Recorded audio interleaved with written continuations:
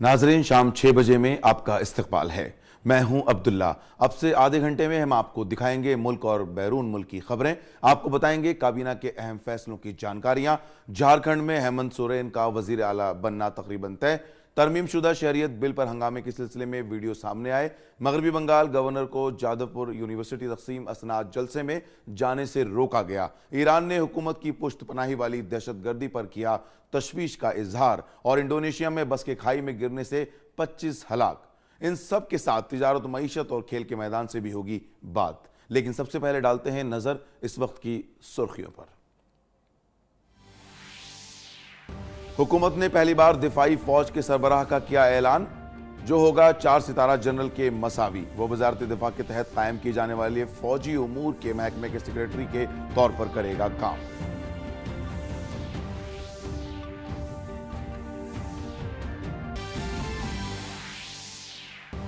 मरकजी काबीना ने अटल जमीन आबी मंसूबे के लिए 6,000 करोड़ रुपए को दी मंजूरी। वजीर आजम कल इस मंसूबे का करेंगे इफ्तिताह। काबीना ने मरदमशुमारी 2021 और कौमी आबादी रजिस्टर की जदीदकारी को भी दी मंजूरी।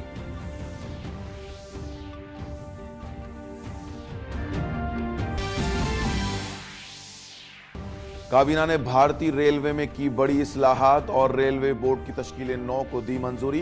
ग्रुप ए सर्विसेज के 8 मुनज़्ज़म ग्रुप को मिलाकर कायम किया एक रेलवे मैनेजमेंट सिस्टम।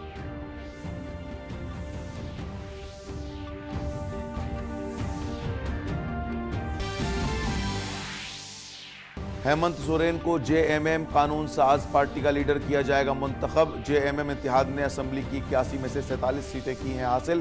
कांग्रेस ने भी रांची में अपने 9 मुंतखब असेंबली मेंबरों की तलब की है मीटिंग।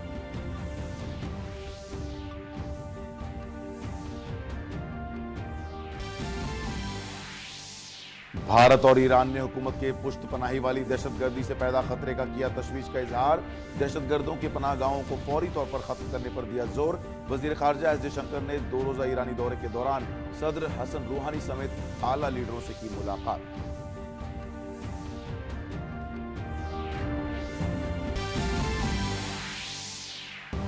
इंडोनेशिया के सुमात्रा सूबे में कल रात एक बस के नदी में गिर जाने से 25 अफराद हलाक और 13 जख्मी।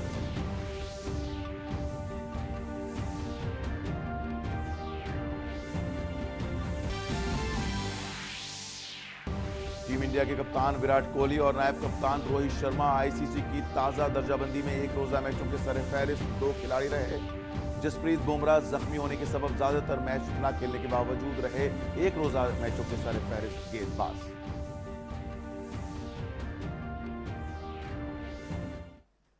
नाज़रीन, अब रुख करते हैं खबरों की जानिब। मरकजी काबीना की आज हुई मीटिंग में अहम फैसले लिए गए। मरकजी काबीना ने अटल भूजल योजना को मंजूरी दी, जिसके लिए 6,000 करोड़ रुपए मंजूर किए गए हैं। मीटिंग के बाद मीडिया से बात करते हुए वजीर इत्तलात और नशरियात प्रकाश जावड़ेकर ने कहा कि पानी के मसलों के हल के लिए अटल भूजल योजना को मंजूरी दे दी गई है। कल अटल जी की जयंती है, जन्मतिथि है, इसलिए 2 नए परियोजनाएं शुरू हो रही है।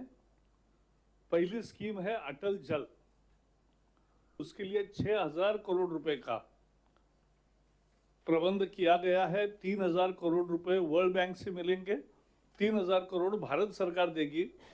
जिन राज्यों को अभी शुरुआत में ये मिल रहा है वो उनको पूरी ग्रांट है। इतने 7 प्रदेशों के 8,350 गांव उसमें निश्चित हुए हैं। मरकजी काबीना ने अटल टनल योजना को भी हरी झंडी दिखा दी है। दरअसल मनाली से लेह तक एक सुरंग खोदने की योजना शुरू हुई थी, जिसका 80% काम पूरा हो गया है। इसके लिए आज फिर से कुछ बजट मंजूर किया गया है। इससे 46 किलोमीटर का रास्ता और 5 घंटे का वक्त बचेगा। 8.8 किलोमीटर तवील दुनिया के सबसे बड़े टनल में से ये एक होगा। अटल टनल एक दूसरा कार्यक्रम है कि आपको पता है, मनाली से लेह तक एक टनल खोदने का काम 2005 में अप्रूव हुआ था। 2003 में उसकी कल्पना अटल जी के समय बनी थी। ऊपर लाहौल स्पीति है, लेकिन वहां तक का काम अभी पूरा हो गया है। 80% काम पूरा हो गया है। इससे 46 किलोमीटर का रास्ता बचेगा और 5 घंटे प्रवास के बचेंगे। कौमी आबादी रजिस्टर को अपडेट करने की भी मंजूरी दे दी है। इसके तहत मुल्क भर के शहरियों का डेटाबेस तैयार किया जाएगा। हालांकि ये शहरियत का सबूत नहीं होगा, इसका इस्तेमाल हुकूमत अपने मंसूबों को नाफिज करने के लिए करती है। Launching a massive program of national census which happens every 10 years. So 2021 is the census year, and housing, every house will be mapped, listed during April and September 2020, and in February 2021, head count will be done. This national population register will be also was started. So this is the 16th census, 7 pre-independence, 8, and now these are 8 with this census. So this is 16th census which is going on for last so many years, and there will be national population register also. This will really benefit for target beneficiary schemes. It can cover all beneficiaries and right beneficiaries. मरकजी काबीना की security committee की meeting में chief of defence staff की post बनाने की तजवीज पर मोहर लगा दी गई है। It was approved that there will be chief of defense staff. Chief of defense staff. We are giving the details in our press release. He will be 4-star general and will head new department of military affairs.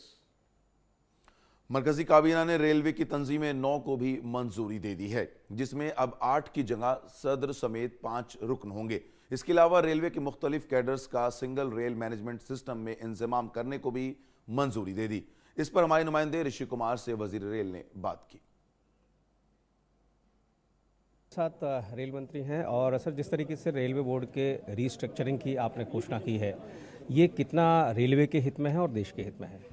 लगभग भी 25-30 वर्षों से एक कल्पना चल रही है। सबसे पहले प्रकाश टंडन कमेटी ने 1994 में कहा था, फिर कई कमिटीज़ आए, सैम पिट्रोडा जी ने कहा, विवेक डेब्रॉय ने 2015 में कहा। सबका एक राय थी कि भारतीय रेल डिपार्टमेंट्स में बंटा होने के कारण निर्णय लेने की प्रक्रिया बड़ी सुस्त है। ऐतिहासिक काम होने हैं रेलवे में, आगे चल के इसको अति आधुनिक बनाना है, विश्व स्तरीय रेल बनाना है।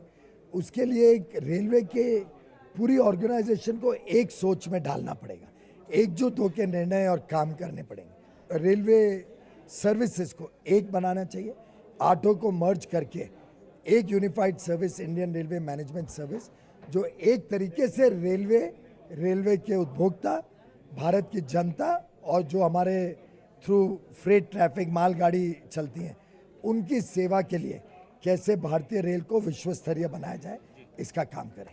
इसमें एक चीज़ सबसे अहम बात है जो सब लोगों के जहन में सवाल आएंगे कि इसमें जो टेक्निकल एस्पेक्ट है उसको किस तरीके से आप एक बार फिर से टॉप प्रायोरिटी पर रखेंगे। क्या इसमें नॉन टेक्निकल जो लोग होंगे उनको भी इसमें वरीयता मिलेगी? उसका स्ट्रक्चर के बारे में। फंक्शनल जो काम है उसके हिसाब से तो हर वर्ष भर्ती होगी, लेकिन भर्ती सब एक ही सर्विस के लिए होगी।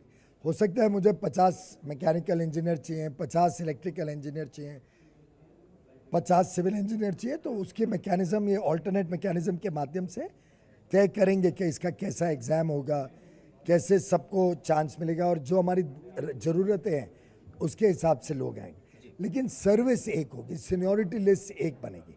आखिरी सवाल, रेलवे सुरक्षा की आपने बात कही, 2 वर्ष लगातार रेलवे सुरक्षा के रहे हैं, इसमें आप किसको सबसे ज़्यादा श्रेय देंगे, और ये जो नई व्यवस्था आप लेके आ रहे हैं इससे क्या और इसमें बढ़ोतरी होगी? इसका श्रेय तो उसमें कोई दो राय हो ही नहीं सकती है। जो हमारे 13 लाख कर्मचारी हैं, जो दिन रात आंधी हो या तूफान हो, बंद हो या प्रोटेस्ट हो, दिन रात देश की सेवा, रेलवे की सेवा में जुटे रहते हैं। प्रधानमंत्री जी ने आदेश दिया कि सेफ्टी के लिए कभी पैसे की तकलीफ नहीं होगी, अनलिमिटेड बजट फॉर सेफ्टी। उसी के फलस्वरूप आज 2 वर्षों में सेफेस्ट ईयर है, धन्यवाद। तो ये थे रेल मंत्री पीयूष गोयल, जिनका मानना है कि आज जो फैसला लिया है वो रेलवे को मॉडर्नाइजेशन की ओर ले जाने के लिए एक बड़ा कदम होगा और निश्चित तौर से इसमें सुरक्षा एक महत्वपूर्ण अंग होगा। कैमरामैन जैना के साथ Rishi Kumar, DD news, Delhi. Jharkhand assembly इंतखाबात में झारखंड मुक्ति मोर्चा इत्तेहाद को वाज़ेह अक्सरियत मिलने के बाद रियासत में हुकूमत साजी की सरगर्मियां तेज हो गई हैं। झारखंड मुक्ति मोर्चा के हेमंत सोरेन को आज रांची में हो रही मीटिंग में लेजिस्लेचर पार्टी का सदर चुना जा सकता है, जिसके बाद वो रियासत के अगले वजीर आला होंगे। मीटिंग की सदारत पार्टी सरबराह शिबू सोरेन कर रहे हैं। रियासत में अगर सीटों की बात करें तो बरसर इख्तिदार जमात बीजेपी ने 25 सीटें जीती हैं, जबकि झारखंड मुक्ति मोर्चा ने 30 सीटों पर जीत दर्ज की है। कांग्रेस पार्टी को 16 सीटों पर कामयाबी मिली, जबकि आरजेडी ने एक नशिस्त जीती है। झारखंड के वजीर आला रघुबर दास ने अवाम की राय का एहतराम किया है। दूसरी जानिब जेएमएम के सरबराह हेमंत सोरेन ने रियासत के अवाम का शुक्रिया अदा किया। वजीर आजम नरेंद्र मोदी ने झारखंड के मैंडेट पर ट्वीट किया। उन्होंने कहा कि हम झारखंड के अवाम के जरिए दिए गए मैंडेट का एहतराम करते हैं। बीजेपी को 5 सालों तक रियासत की खिदमत करने का जो मौका दिया था, उसके लिए हम अवाम का तहे दिल से शुक्रिया अदा करते हैं। बीजेपी मुसलसल रियासत की तरक्की के लिए पुरअज़्म रहेगी। सभी कारकुनान का उनकी अनथक मेहनत के लिए शुक्रिया। वजीर आजम ने हेमंत सोरेन को उनकी जीत पर मुबारकबाद देते हुए ट्वीट किया। उन्होंने कहा कि झारखंड इंतखाबात में जीत के लिए हेमंत सोरेन और जेएमएम की क़यादत वाले इत्तेहाद को मुबारकबाद। रियासत की खिदमत करें, उनके लिए नेक ख्वाहिशात। 15 दिसंबर को अलीगढ़ मुस्लिम यूनिवर्सिटी में हुजूम के जरिए बाब सैयद को तोड़ने का सीसीटीवी फुटेज सामने आया है, जिसमें एएमयू के अंदर से हुजूम गेट को तोड़कर बाहर आता हुआ नजर आ रहा है। वहीं गेट के बाहर एएमयू की प्रोक्टोरियल टीम और हिफाजती एहलकार उन्हें रोकने की कोशिश कर रहे हैं। 15 दिसंबर को एएमयू कैंपस के तलबा के साथ हुजूम के जरिए सीएए की मुखालिफत में मुजाहरे के पेश नजर एहतियातन गेट को बंद किया गया था। उस वक्त का यह वीडियो सामने आया है। मैंगलोर में भी शहरियत कानून के खिलाफ 19 दिसंबर को हुए एहतजाजी मुजाहरे के दौरान तशद्दुद की सीसीटीवी तस्वीरें आई हैं। इन तस्वीरों से साफ पता चलता है कि शरपसंद पूरी तरह से तैयारी के साथ आए थे। वो हथियार बंद थे। शरपसंदों ने पहले पुलिस पर हमला किया, जिसके बाद जवाब में पुलिस को फायरिंग करनी पड़ी। शरपसंदों ने बच्चों और खवातीन पर भी पत्थर बरसाए, जो अफसोसनाक है। मगरबी बंगाल के गवर्नर जगदीप धनकर को आज तलबा ने जादवपुर यूनिवर्सिटी के तकसीम असनाद तकरीब में जाने से रोक दिया। इस मौके पर उन्होंने कहा कि यहां कानून की हुक्मरानी का जवाल आ गया है। उन्होंने रियासती हुकूमत पर तालीम को कैद करने का इल्जाम आयद किया। Our students are waiting in the convocation to get their degrees, fruits of their hard-earned labor. All this has happened because state has chosen to put education in captivity. I appeal to the media, show them handful of people playing with fire, ruining democracy, ruining education fabric, destroying the career of students. Can this be ever approved? There must be public outcry at it. State government has brought the situation to this level. पूंछ में रहने वाली एक पाकिस्तानी खातून ने भारतीय शहरियत दिए जाने पर वजीर आजम नरेंद्र मोदी के शहरियत कानून का शुक्रिया अदा किया है। पूंछ जिले में रहने वाली पाकिस्तानी खातून खतीजा परवीन अहलिया मोहम्मद ताज को 36 साल बाद भारतीय शहरियत दी गई है। जिला तरक्याती कमिश्नर राहुल यादव ने अपने दफ्तर में भारतीय शहरियत की सनद खतीजा बेगम को सौंपी, जो मरकजी वजारत दाखिला की जानिब से जारी की गई है। इतने तवील अरसे के बाद भारतीय शहरियत मिलने पर खतीजा परवीन, उनके शौहर मोहम्मद ताज और जेठ एडवोकेट मोहम्मद जमा ने मरकजी हुकूमत और वजारत दाखिला का शुक्रिया अदा किया। इस खानदान का कहना है कि इतने बरस से हमें काफ़ी परेशानियों का सामना करना पड़ रहा था। अब शहरियत मिलने से हमारी परेशानियां काफ़ी कम हो गई हैं। मुझे बहुत खुशी है कि मुझे नेशनलिटी मिल गई है। जब मैं कहीं जाती थी परेशानी होती थी मुझे वीज़ा बढ़ाने की, कभी पासपोर्ट की डेट ख़त्म, कभी वीज़े की, तो अब मैं इंडियन पासपोर्ट पे जाऊंगी। सबको बहुत खुशी है कि एटलीस्ट एक हम जब कभी भी जाते थे, मैं वहाँ पर जाता तो मुझे वीज़ा एक्सटेंशन की ज़रूरत होती थी। अब हम दोनों इंडियन पासपोर्ट पे जाएंगे। नेशनलिटी मिल गया तो अब मतलब हम अच्छे से हर जगह जा सकते हैं और मतलब मम्मा को यहाँ इंडियन नेशनलिटी मिली है तो वो भी यहाँ पे रह सकते हैं। भारत में पाकिस्तान, अफगानिस्तान और बांग्लादेश से आए पनाह गुज़ीरों ने आज वज़ीर आज़म नरेंद्र मोदी का शहरियत कानून के लिए शुक्रिया अदा किया। उन लोगों का कहना है कि पनाह गुज़ीरों को भारत में बरसों रहने के बाद मुल्क की शहरियत मिली है, इसीलिए उन्होंने हाल ही में पैदा होने वाली अपनी बच्ची का नाम भी नागरिकता रखा है। वो विरोध कर रहे हैं, वो इसलिए कर रहे हैं उनका पेट भरा हुआ, जो भूखा है ना वो भूखे को भूखा ही जानता भी भूखा कैसे होता। जिसका पेट भरा हुआ वो कभी नहीं सोचेगा भी इनके साथ भी भूख लग रही है इसको भी। जब भी हमारे को यहाँ का कोई हक नहीं मिल रहा था, हम दर बेदर भटकते फिर रहे थे, हमें भी पता चलना चाहिए था भी हिंदुस्तानी क्या होता है। आज हमें थोड़ा सा इतना मिला है हक भी हिंदुस्तानी है, तो विरोध करने से वो उनको दुखी मिलेगा, सुख नहीं मिलेगा उनको।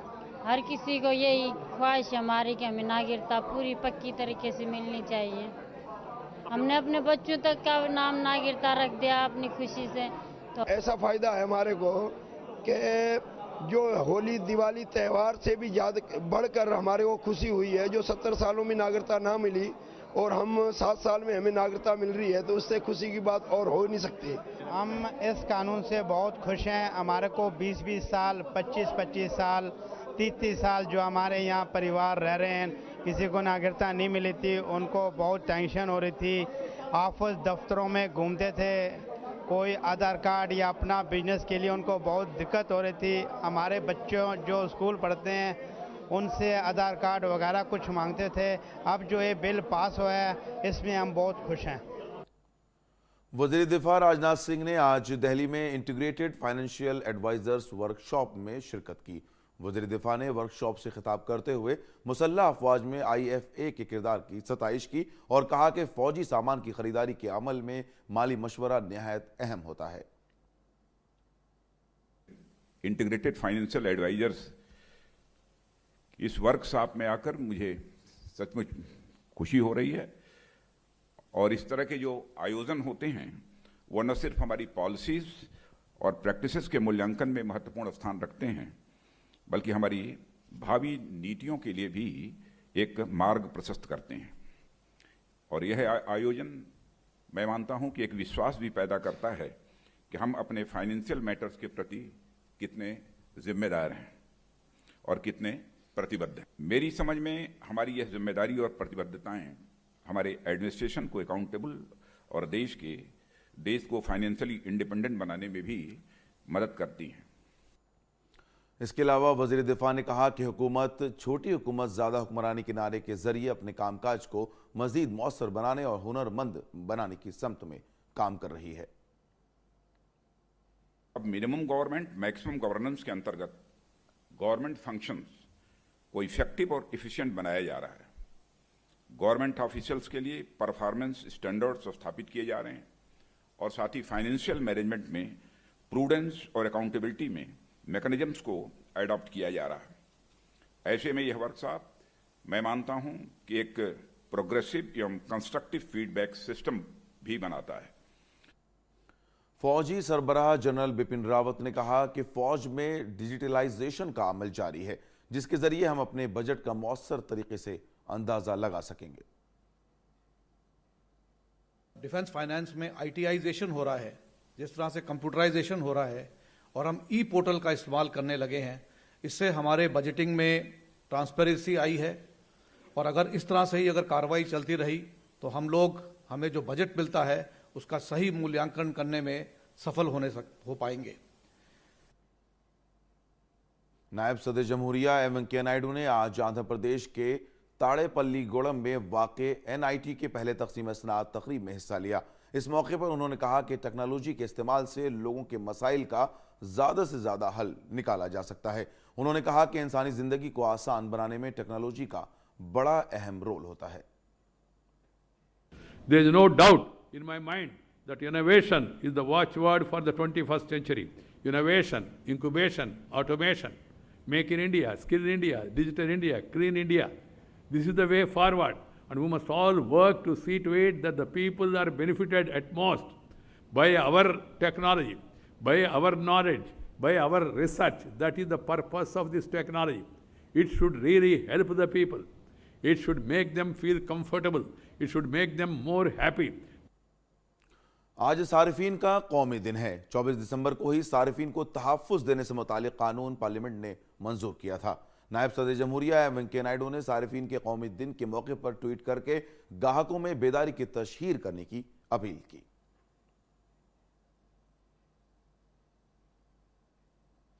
कुछ और अहम तिजारती बैनुल अक़वामी और खेल की खबरों के लिए चलते हैं साथी साइमा के पास।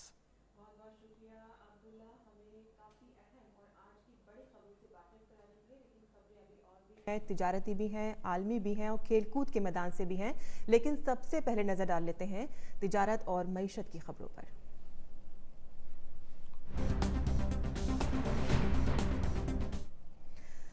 जहां वजीर खजाना निर्मला सीतारमण ने मुजव्वजा बजट 2020-21 के सिलसिले में पानी और सफाई सुथराई के शोबों के अहम नुमाइंदों के साथ कल नई दिल्ली में अपनी नवी माक़बल बजट मुशावरत की। इस मीटिंग के दौरान मुल्क में बेहतर पानी दस्तयाब कराने, सफाई सुथराई और पानी की निकासी से मुतालिक चैलेंजों पर तबादला ख्याल किया गया। माहिरीन ने सफाई सुथराई और साफ पानी तक रसाई में अदम तवाज़न को दूर करने पर भी जोर दिया। वहीं दिल्ली के नरेला में आज सुबह 5 बजे एक फैक्ट्री में आग लग गई। इस आग की जद में एक दूसरी फैक्ट्री भी आ गई। आग इतनी शदीद थी कि उसे बुझाने के लिए 30 गाड़ियों का इस्तेमाल किया गया। आग बुझाते हुए आग बुझाने वाले अमले के 3 एहलकार मामूली तौर पर जख्मी हो गए, जिन्हें नजदीक के अस्पताल में दाखिल कराया गया। और अब नजर डाल लेते हैं बैनुल अक़वामी खबरों पर।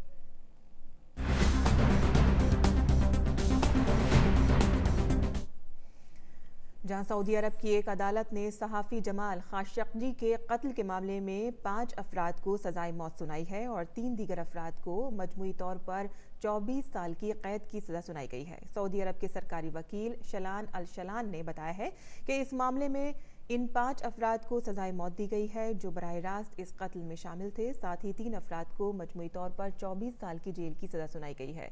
वाज़ेह रहे कि खाशक़जी का सिफारत खाने में कत्ल कर दिया गया था। तुर्की ने सऊदी आला अफसरान पर कत्ल का हुक्म देने का इल्ज़ाम लगाया था। ईरान ने हुकूमत की पुश्त पनाही वाली दहशतगर्दी से पैदा खतरे पर तशवीश का इजहार किया है और दहशतगर्दों की तमाम पनाहगाहों को फौरी तौर पर ख़त्म करने पर जोर दिया है। इस दौरान अपने ईरानी दौरे में वज़ीर ख़ारजा एस जयशंकर ने ईरान के सदर हसन रूहानी से मुलाकात की और उन्हें मुश्तरका कमीशन की मीटिंग के नताइज और 2 फरीक़ी रिश्तों में पेशरफ्त से वाकिफ कराया। उन्होंने अपने ईरानी हम मनसब जवाद ज़रीफ के साथ इतवार को 19वें मुश्तरका कमीशन की मीटिंग की मुश्तरका सदारत की। इस दौरान दोनों ममालिक स्ट्रेटेजिक बहार प्रोजेक्ट पर काम में तेजी लाने पर भी मुत्तफिक हुए। तैयारा साज कंपनी बोइंग ने अपने चीफ एग्जीक्यूटिव अफसर डैनियस मिलियंसबर्ग को उनके ओहदे से हटाने का ऐलान कर दिया है। बोइंग ने पीर को कहा कि मैक्स 787 तैयारा बहरान के दरमियान अपना वक़ार दोबारा हासिल करने की कोशिश के तहत ये तब्दीली ज़रूरी मानी थी। बोर्ड ऑफ डायरेक्टर्स ने यह फैसला सुनाते हुए कहा है कि अब ये बेहद ज़रूरी हो गया था कि कंपनी अपना एतमाद दोबारा हासिल करे। कंपनी के मौजूदा चेयरमैन डेविड काल्हान आइंदा 13 जनवरी से कंपनी के CEO का ओहदा संभालेंगे। गुज़िश्ता बरस और इस साल मार्च में बोइंग के 2 तैयारे हादसे के शिकार हो गए थे और इन दोनों हादसात को ही इस फैसले की वजह माना जा रहा है। इन दोनों हादसात के बाद से ही कंपनी पर दबाव था। लॉरेंस कैलस को फौरी असर से कंपनी का गैर एग्जीक्यूटिव डायरेक्टर बनाया गया है। और ईरान के दौरे के बाद वज़ीर ख़ारजा एस जयशंकर मजबूत शराकतदारी कायम करने के मकसद से मस्कत पहुंच गए हैं।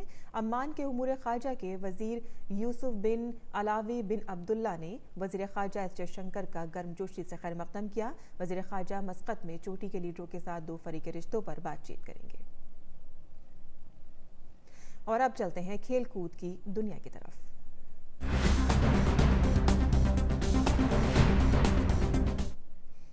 जहां भारतीय कप्तान विराट कोहली और महदूद ओवर्स के फॉर्मेट के नायब कप्तान रोहित शर्मा वेस्टइंडीज के खिलाफ 3 मैचों की वनडे सीरीज में शानदार कारकर्दगी के बाद आईसीसी वनडे बल्लेबाजों की फहरिस्त में पहले और दूसरे मकाम पर रहते हुए 2019 का एहतमाम करेंगे। साल के आखिरी मैच में 85 रनों की इनिंग्स खेलने वाले विराट दर्जेबंदी में 887 पॉइंट्स के साथ पहले मकाम पर बरकरार हैं। दूसरी तरफ 63 रनों की इनिंग्स खेलने वाले रोहित शर्मा 873 पॉइंट्स के साथ दूसरे मकाम पर बरकरार हैं। वेस्टइंडीज के खिलाफ सीरीज नहीं खेलने के बावजूद जसप्रीत बुमराह अब भी पहले मकाम पर बने हुए हैं। और बाकी की खबरों के लिए वापस चलते हैं हमारे साथी अब्दुल्ला के पास। शुक्रिया साइमा। तिजारत व मईशत, खेलकूद और बैनुल अक़वामी खबरों से वाकिफ कराने के लिए। और अब चलते हैं कुछ दीगर और अहम दिलचस्प खबरों की जानिब।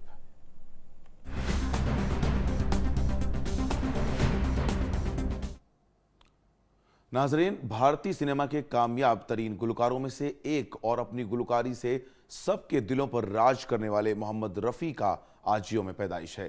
आज ही के दिन मोहम्मद रफ़ी 1924 में पंजाब में पैदा हुए थे। आप उनके गाए नगमों की झलकियों से महजूज हों और हमें दें इजाजत। आदाब। मेरी कहानी भूलने वाले तेरा जहां आबाद रहे, मेरी कहानी